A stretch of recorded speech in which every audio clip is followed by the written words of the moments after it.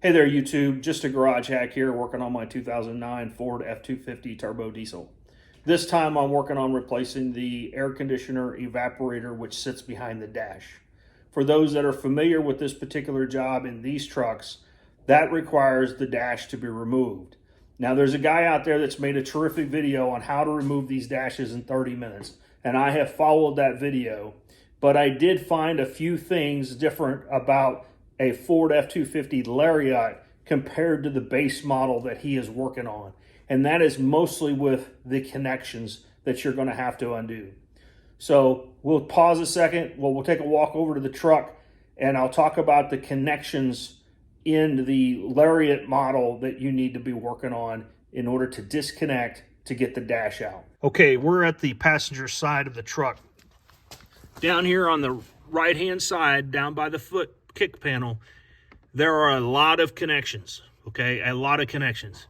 Now, you don't have to remove all of these connections. You just have to remove some. First off, let's talk about the radio antenna. You do need to disconnect that, all right? Then there's a real big wiring harness connector down here that you do have to disconnect. And there's this big wiring harness connector that you do have to disconnect, okay? These plugs all stay down here. As you can see, there's a lot more connectors back here, but you do not need to disconnect those. However, these three things aren't the only three things on the right-hand side. You'll see there's a connector that goes in here, and there's a couple of other spots.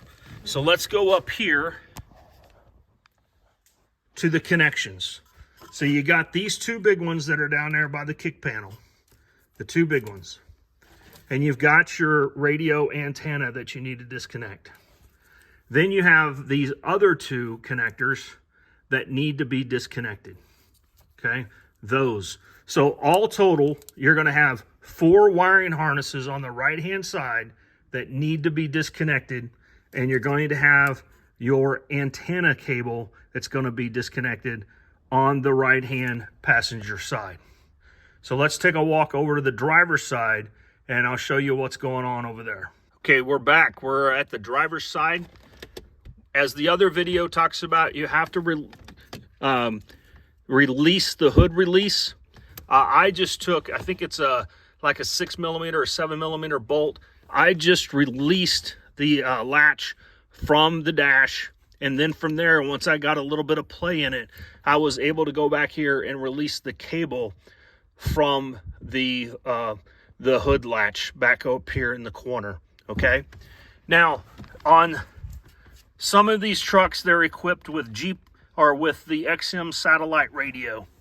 You're gonna have this antenna cord that's gonna run to your radio deck, okay? It goes up the left side pillar post and it comes down into the dash, okay?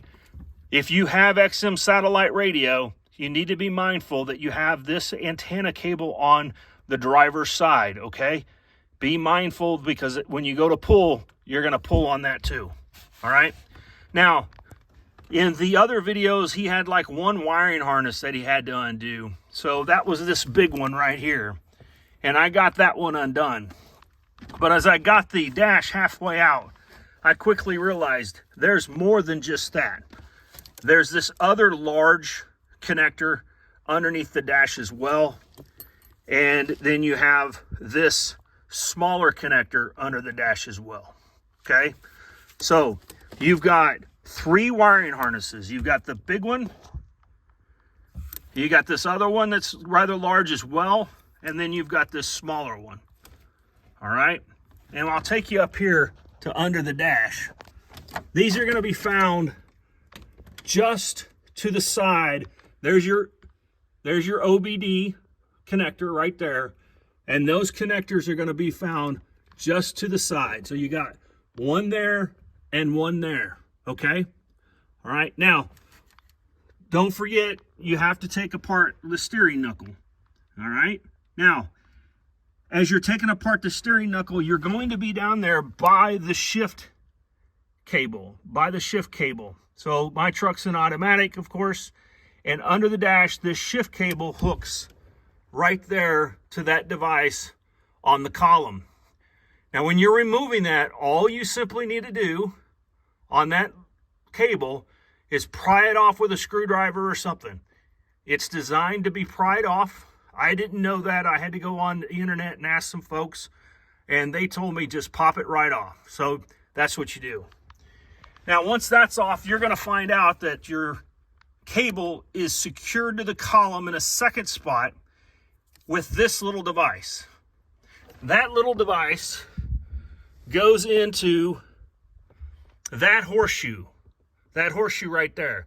Now, it's a little dark, but you'll see a pinhole above the horseshoe.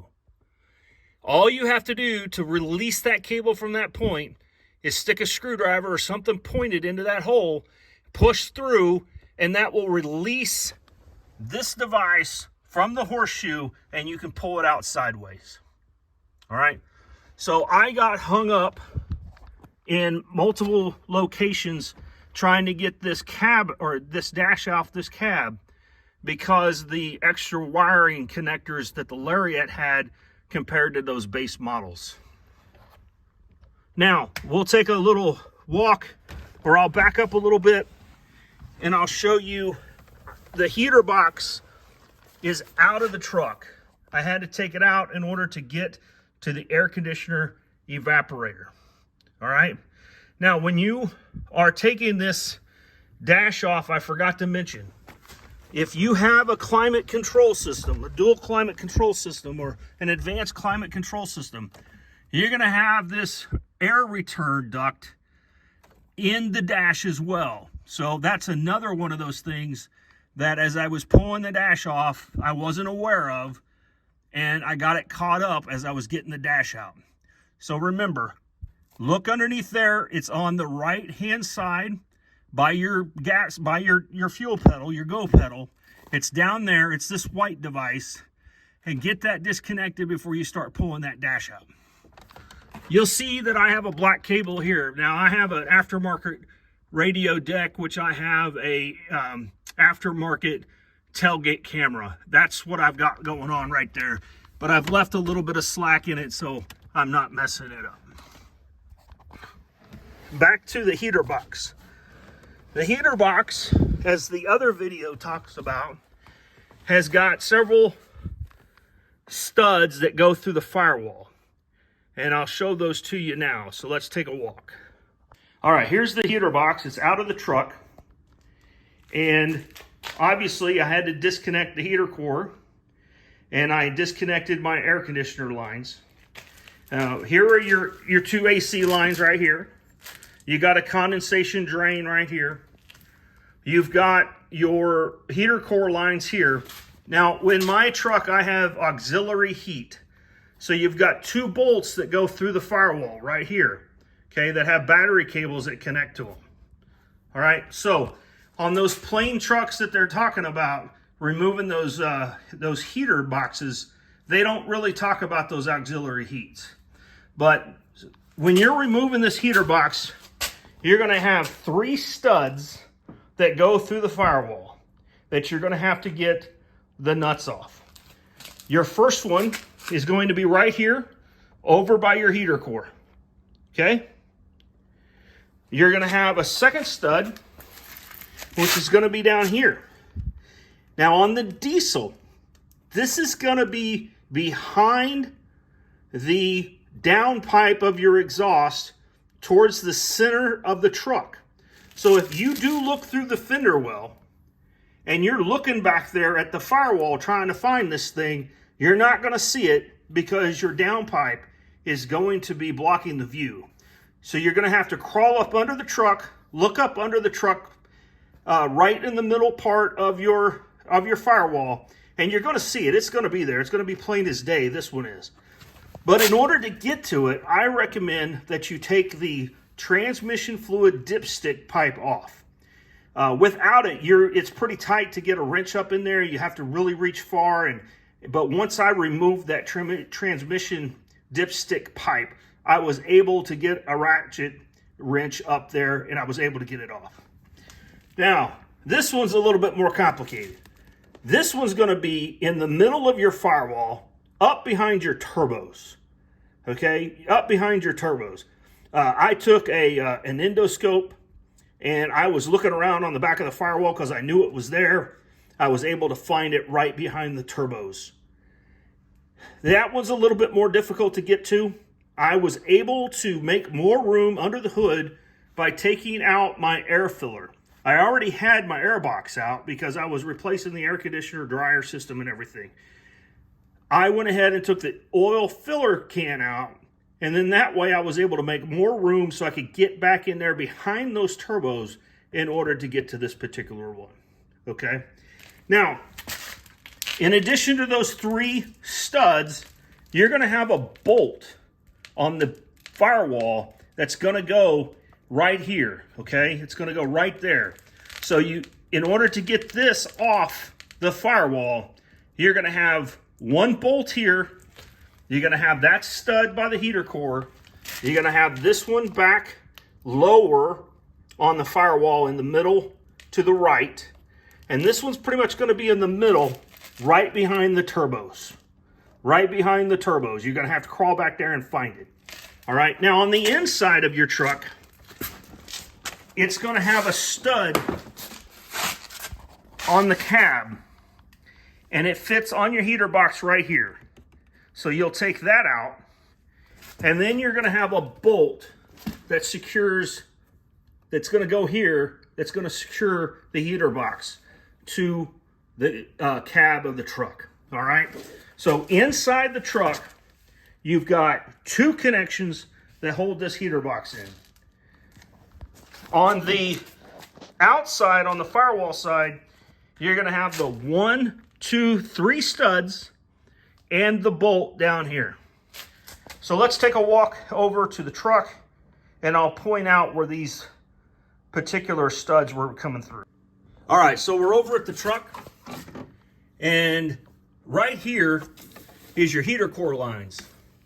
Now, you'll see that hole right there. In this particular video, you can see through my firewall and see that moving blanket.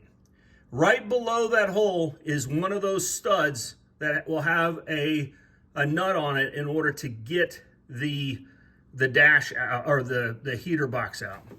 Now, moving over to here, down in there,